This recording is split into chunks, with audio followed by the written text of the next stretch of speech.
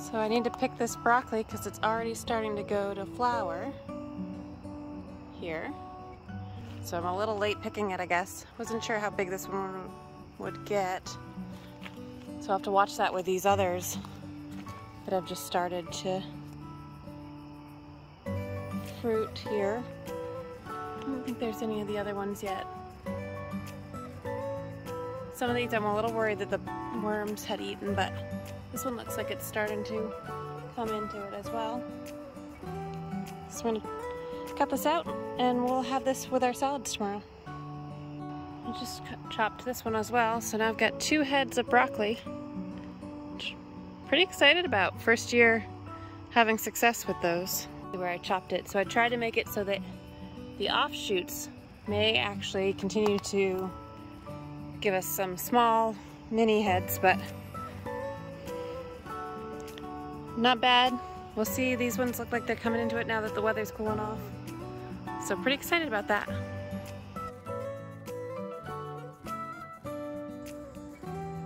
We are still in a late summer garden, I'd say.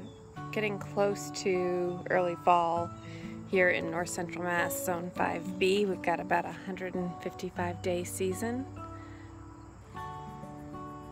between frosts. Our average last frost, according to the Farmer's Almanac, is end of September, and it's the end of August now.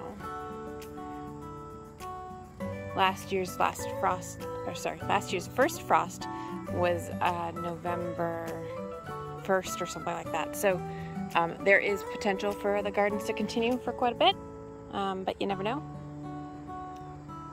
Everything's looking pretty gorgeous at this point. I just went through and pruned back the lower and lean bed. This super long Birdies bed is 4 of the 8-in-1 low beds put together. And there was 50 tomatoes. I have cut, I think, 1 tomato out at this point, and due to potential disease coming in. I still need to come back and clip these up, but you can see all the tomatoes are actually exposed finally. I've got a couple of big piles that I need to come grab the tractor and bring down to our compost. With the 90+ degree Fahrenheit temps that we received for about 3 weeks, a lot of the tomatoes stopped turning as fast.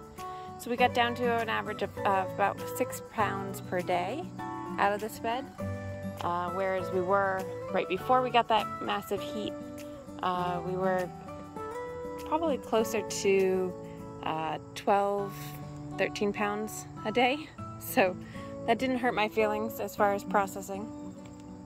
Most of the onions inside this bed have now been harvested. I still need to come back and grab a few of these.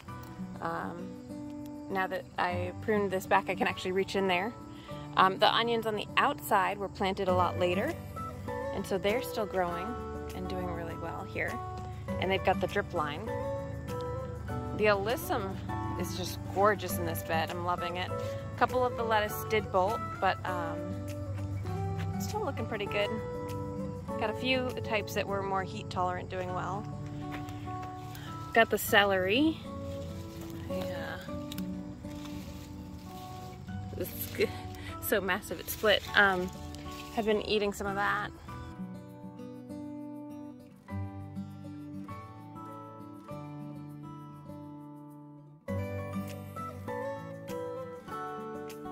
The basil corner here was because this gets late afternoon sun, so I wanted to protect some of the tomato a little bit, and these really took off. This is 3 or 4 plants here, so I'm trying to keep up on pruning off the seeds. Not doing so well. It's a cool morning, so the bees have been napping all over the basil.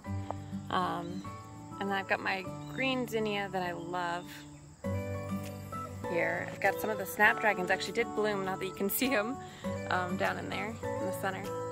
We'll be coming back and planting a bunch of lettuce, I think, in the center here along the drip line. which will be nice and protected going into the fall. So definitely have some mess to clean up now.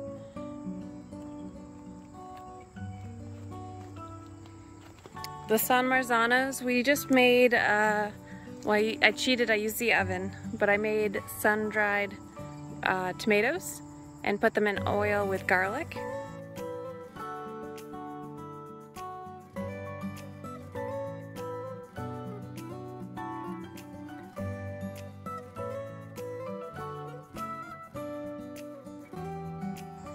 So I'm excited to try those.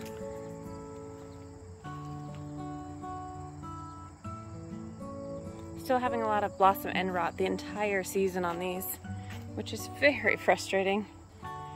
And so that's a calcium deficiency, but it's not that the soil's deficient. It could be, but it's also that the plant isn't able to uptake it. So usually it's due to a high amount of stress on the plant, overwatering, underwatering extremes like the 9 degrees weather and the major drought we're in. So there's a couple things you can do to try to fix it, but water really as consistently as possible is part of it. These clementines have been a huge hit. They're a 2-ounce mini slicer. We've got the Mountain Magics that are the red version. Just picked a bunch of, as you saw, a bunch of peppers. I finally picked the massive ones that were on this center here.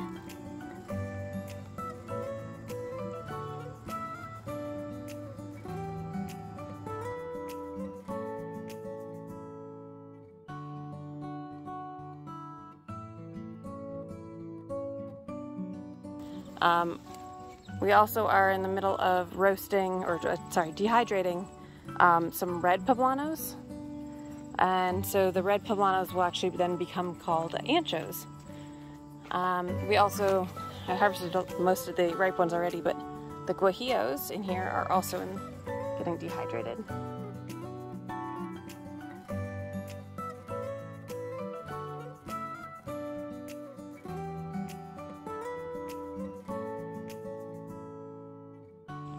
The sweet potatoes, I don't know how we're gonna do. These probably did not get watered enough to have a really good harvest, so this will be really interesting. First year growing these, 2 different types.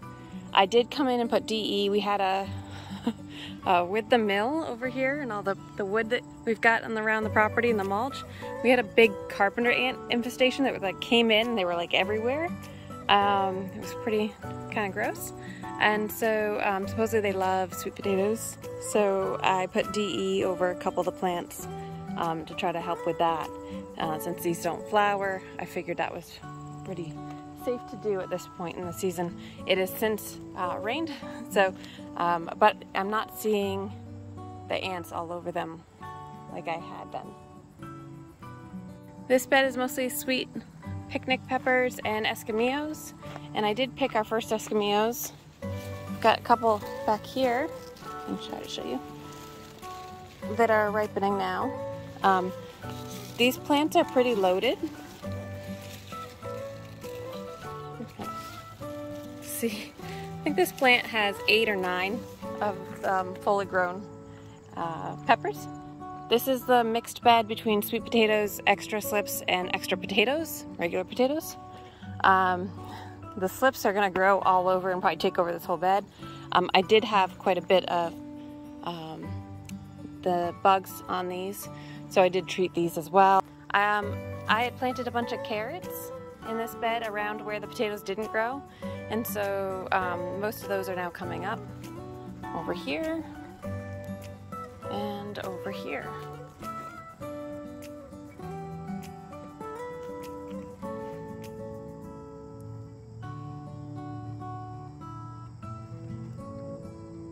So these are just regular potatoes,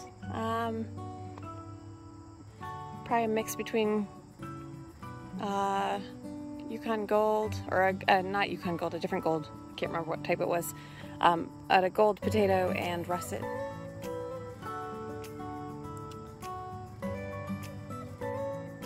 Watermelon's still trying to escape.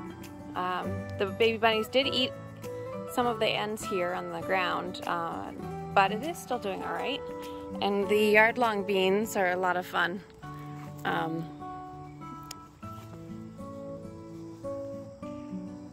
Those are doing well. And then I've got a watermelon up here. And then I have another watermelon in the tunnel here somewhere. I have to go from the other side to see it.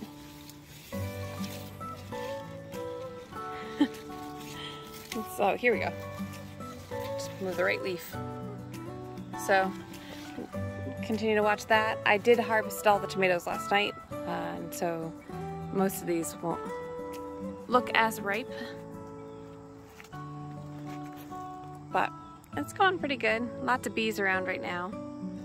It's starting to actually warm up. The cayenne pepper bed, I just harvested probably another 5 pounds of cayennes. Here's one of the broccolis we harvested. You can see these cute little baby watermelons. Probably not enough time for that guy, but you never know.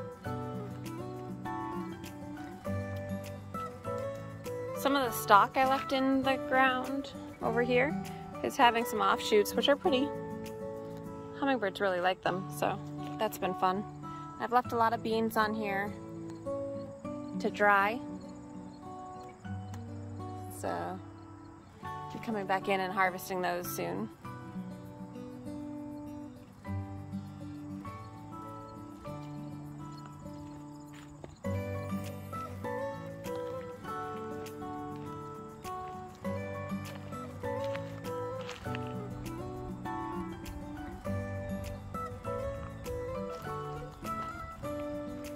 Sweet bells, we're pretty much done, I think, harvesting for our freezer to be able to supply for the year. So now we're just picking them as we need them and putting them in salsas that we're canning and things like that, or whatever we're cooking as well.